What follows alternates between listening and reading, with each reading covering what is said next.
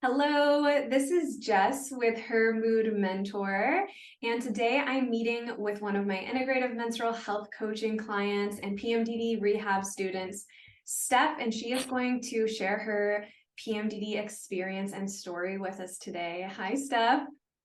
Hi. So good to see you. Thanks for having me. So I know everyone's excited to kind of hear your story. All of our stories are unique. But there's so much to relate in each of them. So maybe we can just start by hearing from you, how long were you experiencing PMDD symptoms and how did it impact your life? What were the symptoms? It's a lot of questions, but. No, sure. So I think for me, I was experiencing it long before I knew I was. I think I had always known that I didn't have a great time around my period, but it was just put down to, well, that's normal, that's what happens, and things like that. So I think with the education and information that I have now, I would say I've been suffering from it for probably about 12 years. Um, and what really, I guess, kick-started it for me was about 6 or 7 months after I had my first baby. I had really, really severe symptoms. And I felt sick all the time. I was really dizzy. I had horrendous, like, negative thoughts. I would have like my heart racing. And just, I mean, low mood doesn't really do it justice, but that's kind of what it felt like at the time. And I also had kind of this like rage and anger, and like lights were too bright, sounds were too loud, like all this kind of stuff. And I just couldn't work out what it was. Um, but for me, like, so I guess that's initially when I thought my symptoms started. But now in hindsight, I had many versions of that throughout different points in my life. Hmm. Yeah, so 12 years, you're now recognizing most of Yeah. your menstruating life. How Yeah. did these symptoms impact your quality of life? Oh, so much.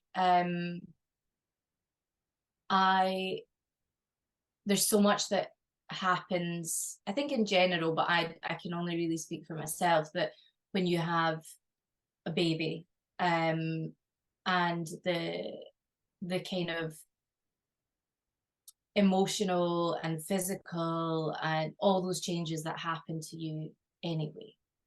Um, and I just found that I got to the point where I couldn't look after my daughter the way I wanted to.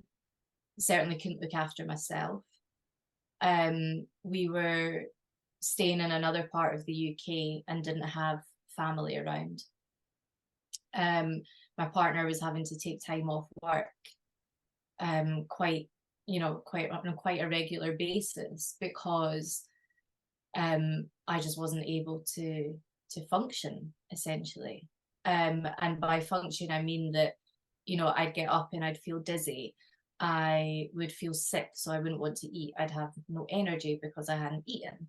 I was drinking caffeine to try and get me through the day. I was eating lots of sugar just to try and keep myself going, not realizing at the time that that was actually making things worse for me, and kind of spiking and dropping. Mm. Um, I do think one of the biggest things at that point was the layer of anxiety that was on top of it, because I felt very much on my own. I felt like I couldn't be a parent. And I then developed this like almost fear of going out with my daughter, because I'd be worried that, oh, I could have like an attack, as I referred to it, at any time. Um, so that heavy anxiety that obviously comes with PMDD in itself, really was really debilitating at that point. So that, yeah, and I stopped work as well, just trying to manage it. And yeah, that's how it impacted me. In every way, as it does. Yeah. Yeah. And Yeah. so much, we're all, we all struggle with life and these symptoms, but parenting a new child on top, it's just almost an impossible task. Yeah. Yeah, it felt very much like that. And there was really, which I'm sure quite a lot of people have experienced, like a lot of kind of gaslighting around that from medical professionals, because I was told for so long, this is common for new mums. You've just had a baby, you're, in the middle of COVID, you're in lockdown, like all these feelings are normal. And even though I've managed my mental health for a long time now, and I was telling them that this was different, and nobody listened. And I think it's really easy in hindsight to say, oh, I wish I'd pushed more or had done this or done that. But I think at the time, you're just so vulnerable. And you kind of start believing what people tell you rather than yourself, which had a really big impact on me as well. Yeah, it's so discouraging when you're reaching out for support and not met with it. Yeah.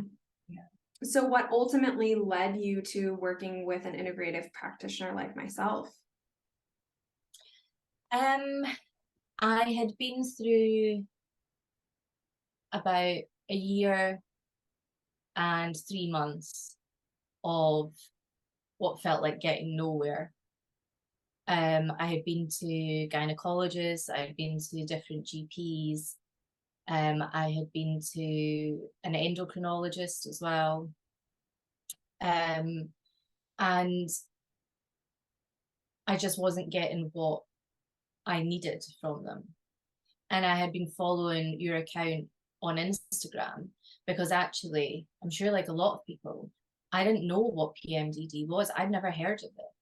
And then through, my own research and on Instagram mainly, which then led to other platforms, but I found this thing, this PMDD, this awareness, this like, reading it and going, wow, that's hit everything.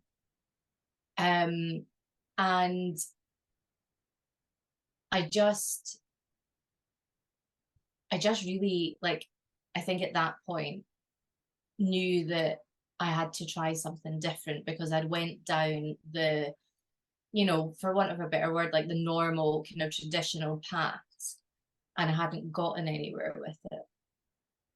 And I really enjoyed your content. I felt that it was informative but still really human. And some of the things that you were posting just like blew my mind, that like I had no idea about. And I thought, like, how can I have got to 34, had a baby, and not knowing this about my own body or cycle, or and yeah, I decided to invest in myself, because if that was a course that would have helped like my mom or my partner or my daughter, like I would have done it in an instant. So I thought, well, I need to apply that to myself now, because I want to get back to work.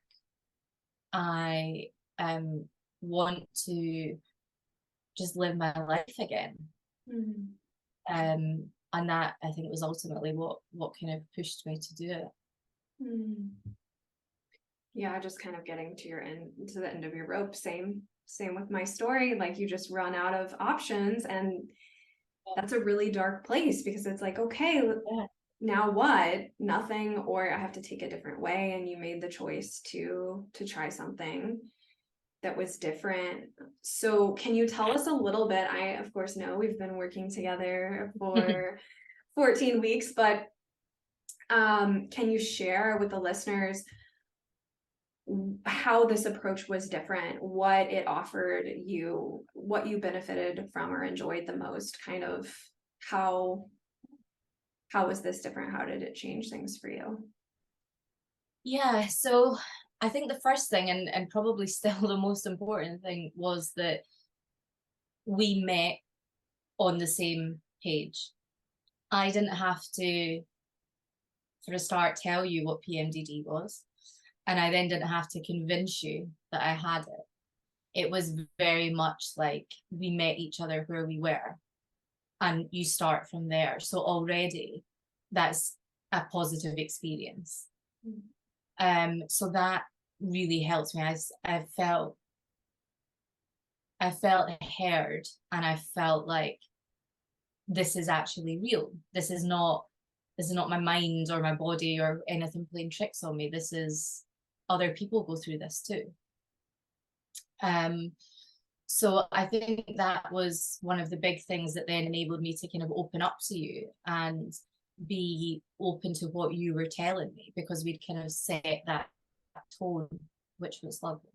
And going into it more, I think I've still gone down the GP route, because luckily I found a GP that was willing to listen.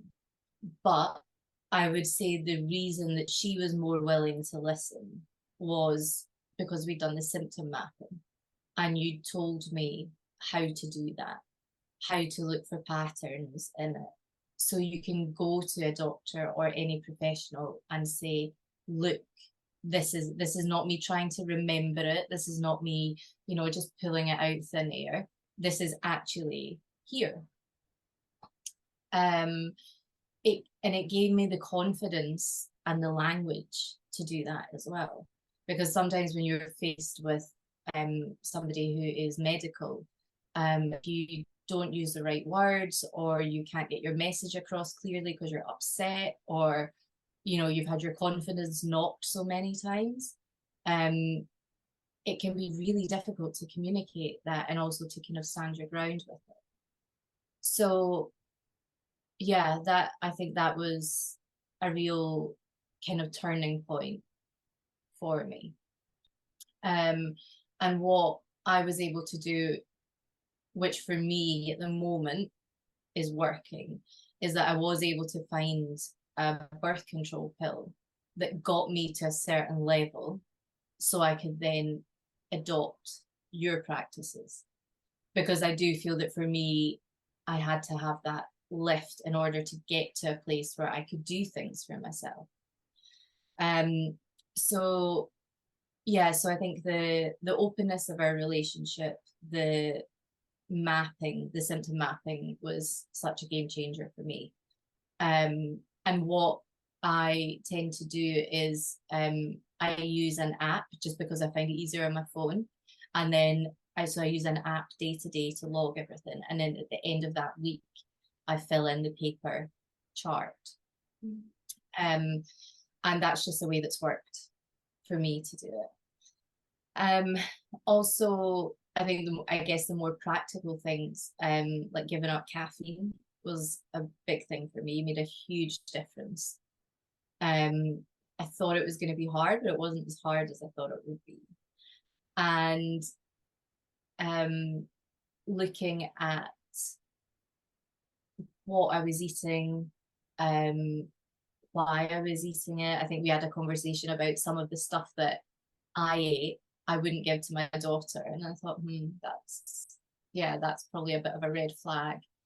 And just really looking at like how I nourish myself. So that's physically, emotionally, all these kind of things. Forgot what the original question is now. It was it was how this was different, what you benefited from most.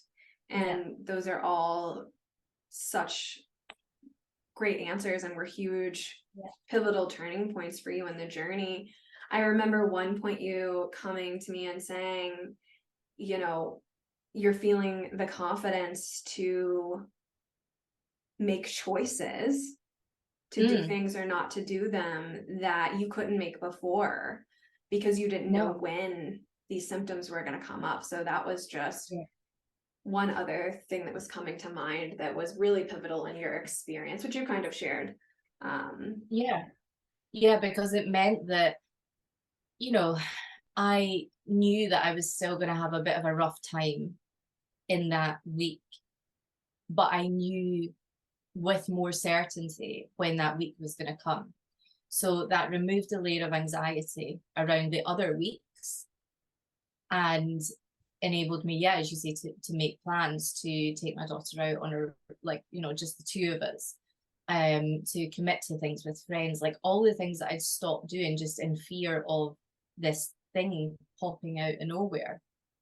And I didn't have that fear anymore. So beautiful what removing that fear afforded you, trusting in your body, trusting in yourself. It really changed the relationship that you had with yourself, which changes everything. Yeah, it does. And I think being able to, you know, to a certain extent plan around it is very helpful. But I also think even just having a name for it and having the techniques that we've done together, so like the kind of grounding techniques, the different types of tea, the breathing, the, you know, all that sort of stuff. Like, even if I do feel like, oh, is this symptoms like creeping up on me? I wasn't expecting them today. It's not that that never happens. It's just that I can now manage it better when it happens because I know what it is. And for me, that was so key to being able to, I don't know, I would say like maybe accept it is a bit of a strong word, but it enabled me not to panic because I'd be like, I know what this is. I've got techniques to manage it. And, you know, if that doesn't work today, I can go and say to my partner, my family, my friends, whoever, actually, my PMDD symptoms are really bad and I need to look after myself. So can you help out? Whereas when you don't have a name for something and you're just saying like, oh, I'm dizzy, I need to lie down, or this or that, is very hard to kind of rally people in a way to help because you can't tell them what's wrong. Absolutely. So, that self-awareness gave you a new language to communicate with and helped you advocate for yourself so much more, both in your family, in your with your all of your relationships, but also, like you said, with your physician, which is huge. Such major changes here, Stef. So I want to get a little bit specific with symptom reduction. When we started, we were mapping 10 to 14 days of moderate to severe symptoms. And I just, you know, every cycle is different. There's a lot of things that impact our cycle. But if you wouldn't mind sharing what we were able to achieve over the process of coaching and going through the course curriculum, what did we see change as far as that symptom presentation from 10 to 14 days to? So I was 10 to 14 days of kind of moderate to severe symptoms, which would include, as I said, like the sickness, the negative thoughts, the dizziness, headaches, rage, like literally everything. And I would find over those days that it was very up and down. Like I could have a really bad day, then a bit better, then a bad day, that, you know, there was no consistency to it. And then what would happen is that, you know, like I'm sure a lot of people, I'd spend the rest of the month in trying to fix everything that had happened while I'd been in that phase, or make up to people, which is something that I felt I had to do. So from there, I'm down to about 5 to 7 days of symptoms. And the first day, I always say to my partner, I'm like, I can feel the change. I can literally feel it in my body now. Like without looking at an app, without looking at anything like that, I know that the hormones have, switched. And then I find day 2 and 3, the symptoms are still, they interfere with my day still. And then they get gradually better from there. So all in all, it's between 5 and 7 days, but it's much more predictable. The majority of it is much less severe. And I also have the education and the confidence on those 2 days that are bad to say, these are my bad days, this is what I need. And to not feel guilt for that. Wow, Steph. Yeah. This is a huge.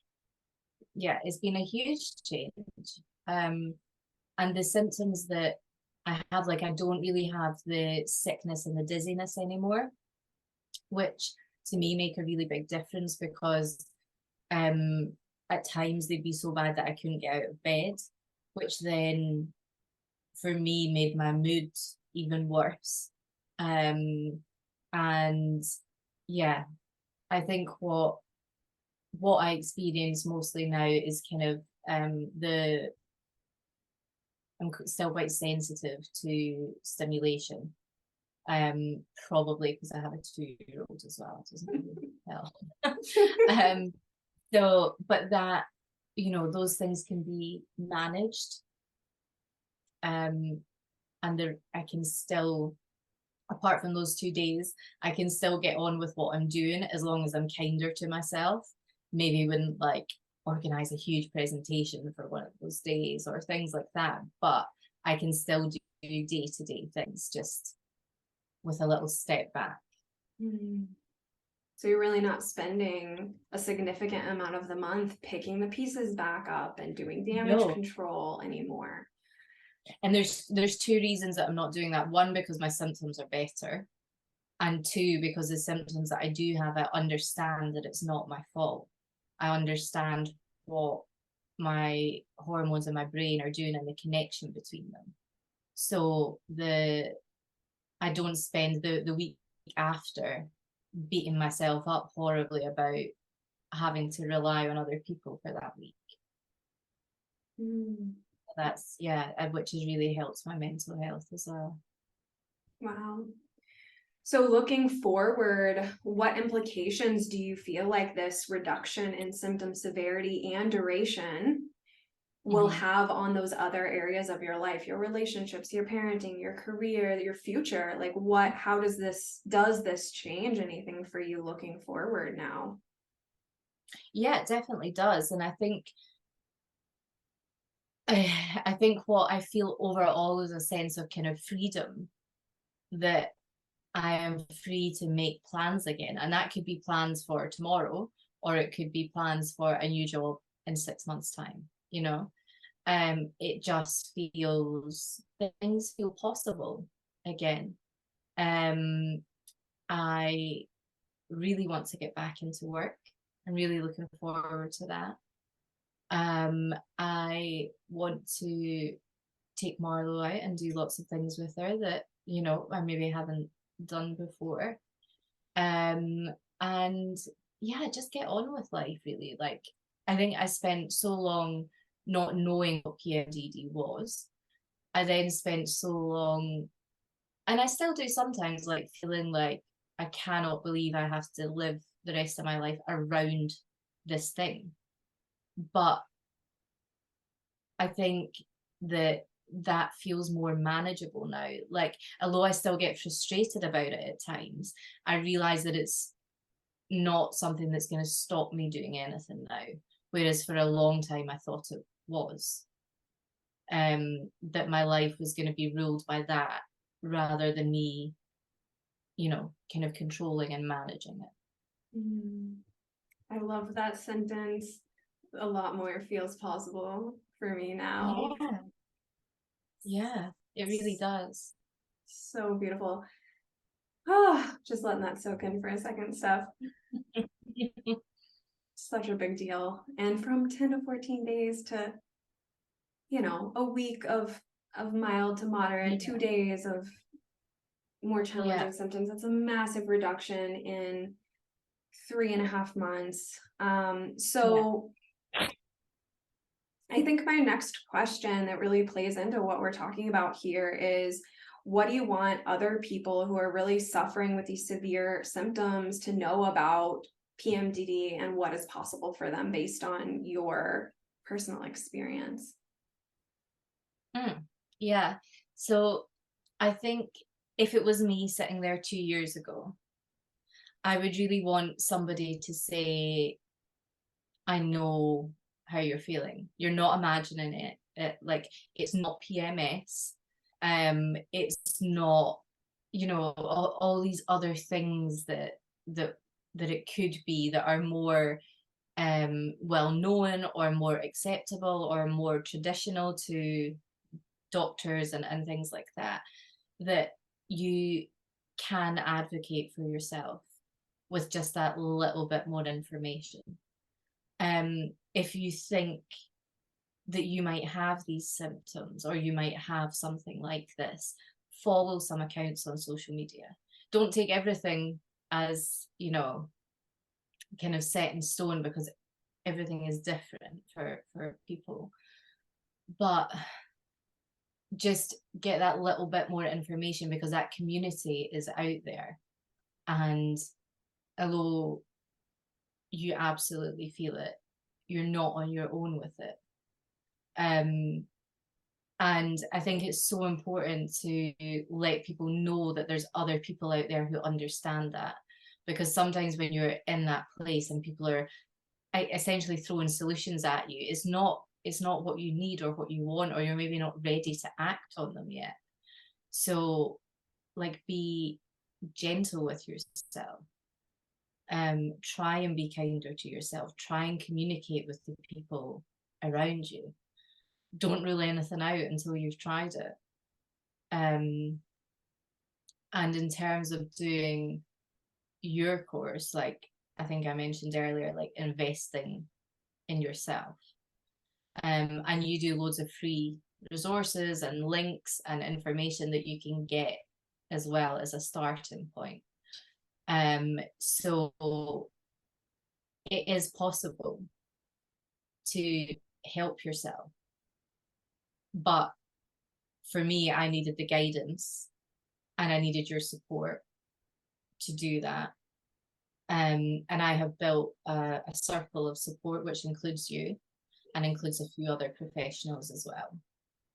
And without that, I think I would struggle to keep going and keep making the positive changes that are actually having an impact and making a difference to me. So it just, it's like, it's not easy, but it is possible. And invest in yourself and advocate for yourself. It's a beautiful message. That would be my main thing. Yeah. So hopeful stuff, and so true. Yeah. Well, thank you so much for sharing your story. Can be a painful one to share because there's so much suffering that comes with these symptoms. So thank you, Steph, for being vulnerable and really painting the picture for people about what these symptoms can do to your quality of life, your hopes and dreams, what you believe about yourself, and what feels possible, and for sharing your journey of changing that. You've made such monumental changes. You've been committed to this process, and we've seen such a massive transformation in your symptom presentation, the duration of symptoms. It's a very hopeful story. So I hope everyone listening is feeling a little bit more hopeful about their future and living with PMDD or even PMS symptoms. Yeah. Thank you so much. Thank you, Steph. Bye.